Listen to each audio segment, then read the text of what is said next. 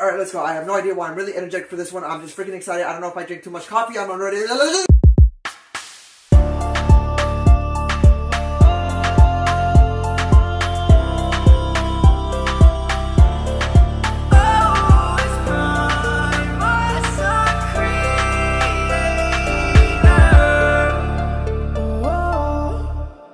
What's up guys, it's Powerdirector Creator here and welcome back to my channel. Now before we get started, please be sure to like and subscribe and make sure to turn on post notifications so that way you guys don't miss any uploads I do, and I really hope you guys are excited for this video. So without further ado, let's get started. Now a couple days ago I did do a community post on YouTube asking for your guys' best hot takes, and this is part 2. I am really excited for this one, but little did I know that I was over 100. I just want you guys to know that I won't be able to get to every single one of you guys, but I will be reading them off screen. Thank you guys so much for your submissions. I'm really excited to read these, and I hope that there's not some where I'm gonna lose my mind or anything. But again, these are based off of your opinions, so without further ado, let's get started. My best hot take is that Sentinel should have won in Dark of the Moon and should have killed Bumblebee when right after Ironhide. Test me. I dare you. The Last Night is not a bad movie. I think people are just mad that I didn't get a sequel. No. We need a movie not centered around the Autobots. Give us a Decepticons movie. Give us a Records movie. Even as much as I love the game, we need to see Cybertron from somebody else's perspective. You know what? I actually agree with this. Who wouldn't love to see a perspective on the Decepticon side? Like a movie centered only around the Decepticons. Now the thing is, will they go the anti-hero route? Which I really hope they don't. Just give us a full-on Decepticons movie backstory or something. That would be actually really cool. One-step changers are actually fun to use. I've owned a one-step changer once before, and yeah, it's fun. It's just really limited posability and all that. But you know what? For a starter, I think it's great. Bumblebee is cringy and sucks.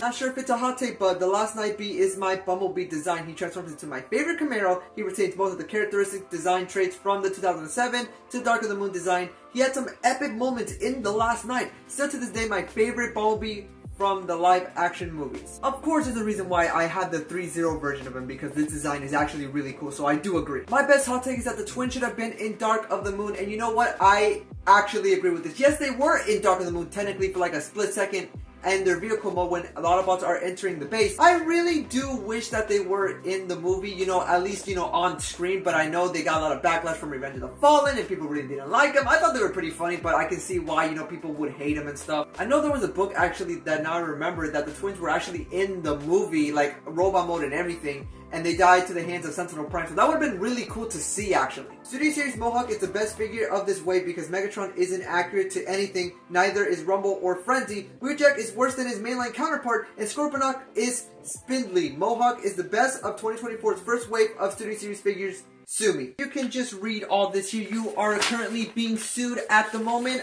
You are very wrong. And yeah, just read these papers because you are now being sued. If there was a massive new take on the design today, like how Transformers 07 was to, say G1, people would freak out. And yeah, people would freak out. I completely agree with you. It sucks that, they give out a new take on, Transformers, they would look like realistically if they were actually motorized vehicles. And I know people don't really like the Bayverse designs, but I do. I like the G1 designs and I like the Bayverse designs. It doesn't really matter to me as long as they look cool, look sick, and I do quite like it. Then it's all good for me. Transformers The Last Night should have been a Terminator/Predator type of movie, where Optimus is hunting down all the Autobots to get the staff, and he manages to kill some of them except for B in the final battle, giving more significance to the scene where he talks for the first time. Imagine! wait. Now that I think about it, that should have been Transformers The Last Night. That's actually a great story where Optimus comes back as Nemesis Prime looking for the staff. The Autobots try to stop him and some of them die along the way, and where it's Optimus and Bumblebee in the final battle. Dude, that would have been really sick now that I think about that. Hear me out. Studio Series 86 Starscream isn't all that bad. Oh no, the Studio Series 86 Starscream is actually not that bad. I do actually like it because it's actually G1 accurate. It's just, the box. Do you guys need me to... They made too many! Hot take, old Transformer figures are way too overrated and not as good as his newer ones. For example, Studio Series 32 Optimus compared to 2007 movie Optimus. I do agree that the figures today are better. It's just that I miss how the scaling of like deluxes back then felt like deluxes, you know, they weren't as tiny as they are. I mean, just take a look at this comparison. Here we do have the MechTech Dark of the Moon Deluxe Bumblebee compared to the Studio Series Deluxe Jazz. You can see that the deluxe scale have been drastically minimized by a lot. I do wish that the deluxes were still as big as this one, but you know, they've gotten smaller throughout the years, sadly, but it doesn't really bother me too much. I wish that they still kept the deluxe size. And yes, the transformations are way better now than they were back then for sure. Dark of the Moon is the worst TF movie of all time. The concept art Megatron is overrated, the art molds are terrible and he is lacking on paint, the head looks goofy, nothing like Megatron, just a jumble of parts. I can see why people like it for the robot mode, but my Transformer should be able to at least have a cohesive art mode. I mean, what more do you want? He transforms into a tank, he transforms into a jet, apparently you can do so many other things, apparently there's a hidden gun mode. I mean, what more do you... I mean, if you want, you can just get Mega Tank. I mean, he's a tank when he transforms. His robot mode is a beautiful, amazing work of masterpiece art. I mean, I really am excited for Megatron, and for the price point, I don't think it's too bad. And again, it's a concept art figure. Hot take, Transformers Animated is overrated, and Earthspark is better than any... No. My take is that Optimus Prime as a character is overrated.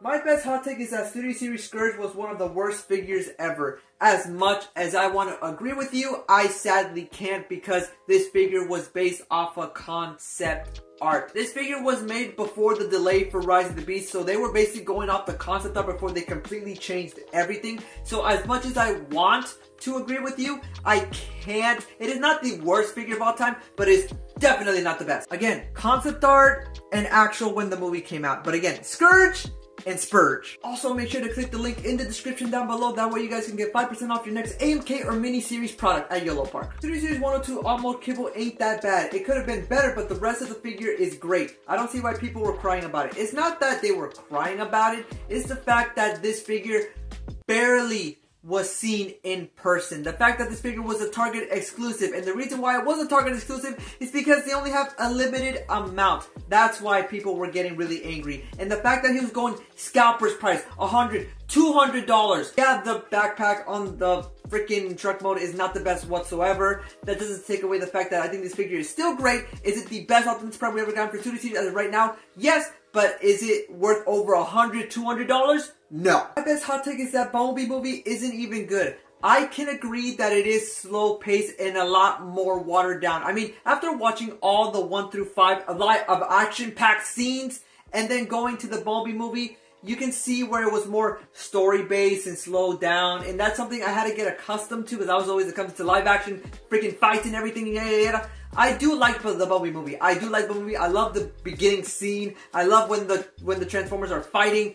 I do see why it is not your best, but I don't think it's the worst. Plus, it was made for kids, so. Studio Series 105 Mirage. I know he's a bit fragile, but if you get it right, you get a super clean Porsche, and Blaster is good. It would just need more, and all the cable can easily be flattened down. But if this is about designs, I'll say Rise of the Beast B is super clean, and he's the best he's ever looked. I do like Mirage, okay? Mirage is fantastic. I like him. It's just, you can tell that this figure is a licensed product. And what do I mean by that? The robot mode was sacrificed heavily to make sure that the alternate mode was as accurate as possible. For Deluxe, I think they did do a good job with this figure. Of course, the only upside about this figure is the alternate mode. The robot mode is the only thing that holds it back. Lockdown is not the best Transformers live action villain. Megatron, Sentinel, and Scourge. I actually have a hard time with this question every single day. One of the main reasons why I like Age of Extinction is because the main villain. Lockdown was such an amazing character. I have never felt that way about a villain ever watching the Transformers franchise. They did an amazing job. He felt like a bounty hunter because he is a bounty hunter. He killed Ratchet. Who knows? He killed so many more. But we gotta come into consideration that Megatron is also a great villain. Sentinel was the villain of the villains, and Scourge was a amazing villain. I have not felt about that way about a villain since Lockdown. Scourge was awesome. Sentinel Prime, I freaking hate. And Megatron, I don't hate, but I just, you know, he's Megatron. Honestly, you keep switching every single day. I don't know who the best villain is. Hot Rod should be blamed for Optimus' death. Megatron was already about to shoot him, and Hot Rod only delayed the inevitable. Potato tomato! This topic is never going to be stopped talking about because there's going to be divided fans of Hot Rod is innocent and Hot Rod is guilty. I don't know which one! Transformers Last Night was so overrated and dumb. I feel like that this movie was hyped up way too much. I think that they showed off way too many trailers, way too many TV spots, and they showed the whole Optimus Prime versus Bumblebee fight in the trailers and TV spots. Like, dude! You know, ever since The Last Night came out, I've had PTSD, as in, I am only watching one trailer from every movie I watch, and that is it. I'm not watching no trailer number 2, trailer number 3, TV. I'm staying away from TV spots, by the way, from now on, from anything. Studio Series 86 clears Bay vs. Studio Series, and it's time we acknowledge that. I think it's time to acknowledge that I think they made too many Studio Series 86 Starscreams. It's to the point where it's just bad comedy at this point. Hot take, The Last Night is more tolerable than Beast Wars Assassinations sold separately. Okay, I do have to say that I can rewatch The Last Night more than I can Beast Wars. I tried to watch Beast Wars. I've given it 2 to 3 episodes. I can't. There's just, I can't. I tried. Beast Wars CGI is not the best. I mean, it was good for its time, but when you try to rewatch it, it's like, I can't. I physically can't. Now, I know people who grew up with the Beast Wars, they can, and I'm so happy that you guys grew up with Beast Wars because I wish I lived in that era, but yeah, I just can't. Yeah, those were hot takes, alright. Those were, something that, yeah, whoa. I didn't think it could get any more hotter than that, but it did. Thank you to everyone who submitted these. I am really grateful. And yeah, there was a lot, so sorry I didn't get to every single one of you guys, but again, I'll be reading them off screen, and I would still be reacting the same way I am because freaking heck, that was, whoa. Now remember that these were your opinions. I was just reacting to them, so please don't take anything seriously because trust me, I never take anything seriously. But alrighty guys, I think this can do for me. If you guys are new to the channel, please be sure to like and subscribe, and make sure to turn on post notifications so that way you guys don't miss any uploads I do. And I really hope you guys did enjoy this video. I had a blast filming this video. I love doing these. I love hearing your guys' opinions, even though you guys are probably gonna kill each other in the comments. I'm all of it. Just remember that we are all Transformers fans at the end of the day, and I'm just so happy to be a part of this community. Note that these were again all your opinions, and we are all entitled to our own opinions. Also, make sure to stay tuned because there is a very, very, very special announcement coming in the next couple weeks. Other than that, it's been Promise the Creator. Remember to stay calm and keep moving on, so I'll make sure you guys all in the next one till all are one. Bye! Hot take, G1 is only worshipped because it was first, not because it was